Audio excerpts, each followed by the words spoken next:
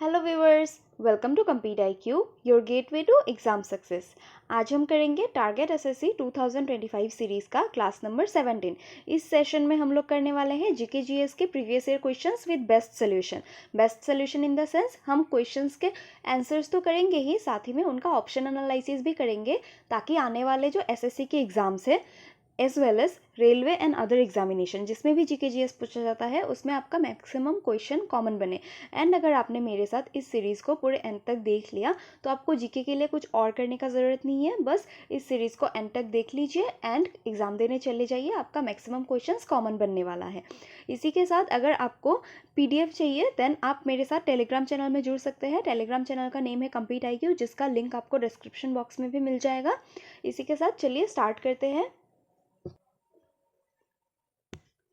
Who among the following is the author of the book Speaking Truth to Power, My Alternative View? Speaking Truth to Power, My Alternative View previous year question है SSC examination का। कौन है इसका author इस book का? Then correct answer is P Chidambaram. तो correct answer क्या हो गया इस क्वेश्चन का? पी चिदम्बरम ने लिखा है the book speaking truth to power. कभी कभार इस तरीके से भी आता है only speaking truth to power किसने लिखा है, इस तरीके से पूछा जाएगा। लास्ट में जो माय ऑल्टरनेटिव व्यू ये नहीं लिख के देगा तब भी answer will B P Chidambaram. इसी के साथ हम कुछ और इंपॉर्टेंट बुक्स देख लेते हैं जो एसएससी के एग्जाम में एंड रेलवे के एग्जाम में ज़्यादा पूछे जाते हैं एंड अदर एग्जामिनेशन में भी, क्योंकि अल्टीमेटली सभी क्वेश्चंस एग्जामिनेशंस जो होते हैं डिफरेंट उनमें रिवॉल्व करते रहते हैं। तो देख लेते हैं एक बार। क्राइम एंड पनिशमेंट किसने लिखा है? Fyodor Dostoevsky. Then Metamorphosis Franz Kafka. David Copperfield. Charles Dickens ने, ये बहुत इंपॉर्टेंट बुक है, बहुत बार पूछा गया है। War and Peace written by Leo Tolstoy, this is also very important book. 1984 George Orwell. The Godfather Mario Puzo. Odyssey, Homer, Paradise Lost, John Milton. ये सब जो है बहुत इंपॉर्टेंट बुक है, प्रीवियस ईयर क्वेश्चन से ही मैंने लिया है एंड प्रीवियस ईयर्स में इनको रिपीटेडली पूछा गया है। ये जो लास्ट के 5 बुक्स है ये सब बहुत ज़्यादा बार पूछे गए हैं, तो आप लोग ध्यान दीजिए।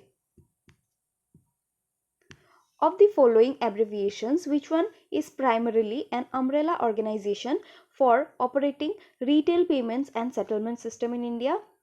रिटेल पेमेंट एंड सेटलमेंट के लिए जो एक ऑर्गेनाइजेशन है जो इनका ओवरऑल ऑपरेशन देखता है, दैट इज अम्ब्रेला ऑर्गेनाइजेशन, वो कौन सा है? The National Payment Corporation of India, that is NPCI is the organization जो operating retail payment and settlement systems को देखता है। तो इसी के साथ इसका करेक्ट आंसर हो गया NPCI। एंड हम लोग कुछ इंपॉर्टेंट पॉइंट्स देख लेते हैं NPCI के जो एग्जाम्स में इसके अलावा पूछे जाते हैं। NPCI कब एस्टेब्लिश हुआ था? देन 19 दिसंबर 2008 को एस्टेब्लिश हुआ था। सिंपली ईयर देके आपको ऑप्शन में पूछ देगा 2007, 8, 9, 10, then correct answer will be 8। And किस एक्ट के under? Then payment and settlement system act 2007। Act इतना इंपॉर्टेंट नहीं, आप लोग ईयर याद रखिए। देन हेडक्वार्टर कहाँ पे है NPCI का? Mumbai. And who is the current managing director and CEO? Then he is Dilip Asbe. ये जो क्वेश्चंस होते हैं जो करंट अपॉइंटमेंट्स होते हैं उनमें से पूछा जाता है, तो आप लोग ध्यान दीजिए। देन नाबार्ड के इंपॉर्टेंट जो ऑप्शंस में थे नाबार्ड, देन नाबार्ड के इंपॉर्टेंट कौन है राइट नाउ CEO? वो है शिवानी चतुर्वेदी, इंपॉर्टेंट है, रिसेंट इलेक्शंस है, आप लोग याद रखिए। देन चेयरमैन कौन है? ये CEO थी। Then chairman is Shaji KV। Headquarter कहाँ पे है नाबार्ड का? मुंबई। एंड कब एस्टेब्लिश हुआ? 12 जुलाई 1982। SIDBI small industries development bank of India 2 अप्रैल 1990 को एस्टेब्लिश हुआ, इंपॉर्टेंट है, बहुत बार पूछा गया है, याद रखिए। कहाँ पे है इसका headquarter? Then Lucknow. And who is the CMD? That is chairman and managing director, then Shri Manoj Mittal, ये भी रिसेंट अपॉइंटमेंट है, आप लोग याद रखिए।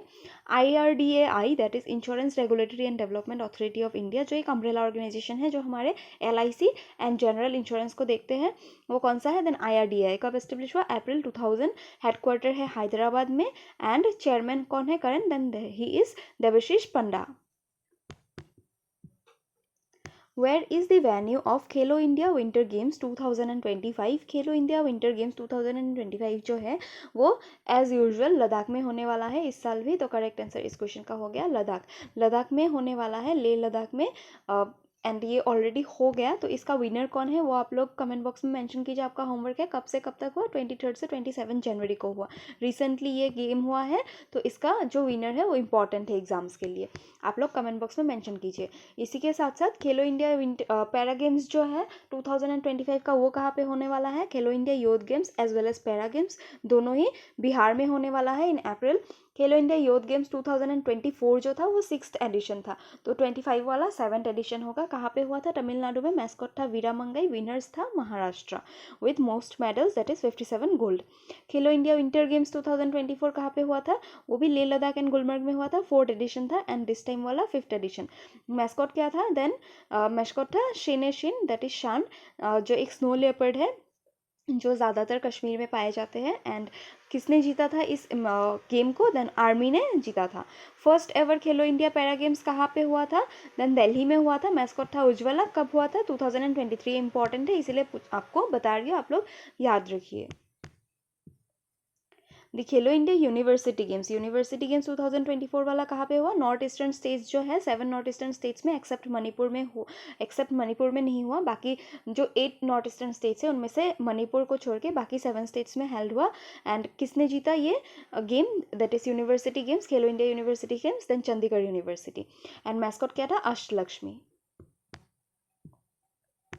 Who among the following was the founder of Prarthana Samaj? Prarthana Samaj के फाउंडर कौन थे? Then Atmaram Pandurang was the founder of Prarthana Samaj. Prarthana Samaj के कुछ इंपॉर्टेंट पॉइंट्स हम लोग देख लेते हैं। ये समाज कब फाउंड हुआ था? देन मुंबई में फाउंड हुआ था इन 1867। पूछा जाता है, ऐसे ऑप्शंस देंगे 1867, 68, 69 एंड 70। बहुत लोग 70 एंड 67 में कंफ्यूज होते हैं। Correct answer is 1867। Main focus क्या था? देन सोशल रिफॉर्म्स था, widow remarriage, female education, caste abolition, ये सब जो हिंदुइज्म के अंदर हो रहा था इनमें रिफॉर्म्स लाना था।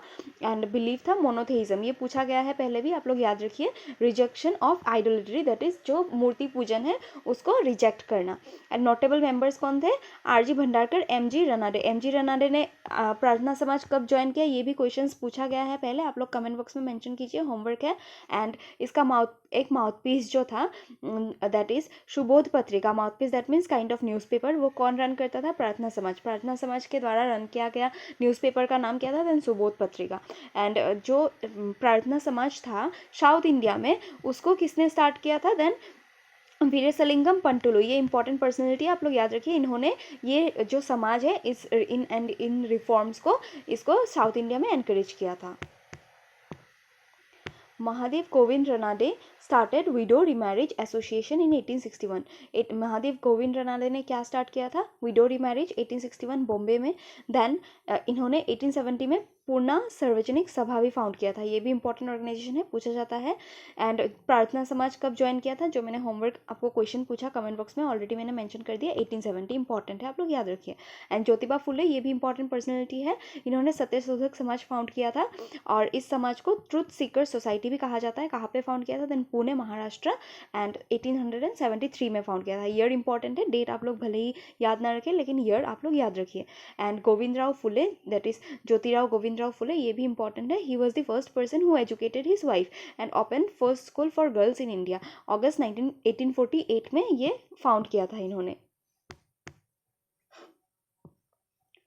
Jyotirao Phule was the first person to coin the term Dalits to apply to all people considered lower caste and untouchable by Brahmins. And जो हम लोग आज दलित्स कहते हैं जिन लोगों को, या तो फिर दलित टर्म जिन लोगों के लिए यूज़ करते हैं अनटचेबल्स के लिए, ये किसने दिया था? ज्योतिराव फुले ने दिया था।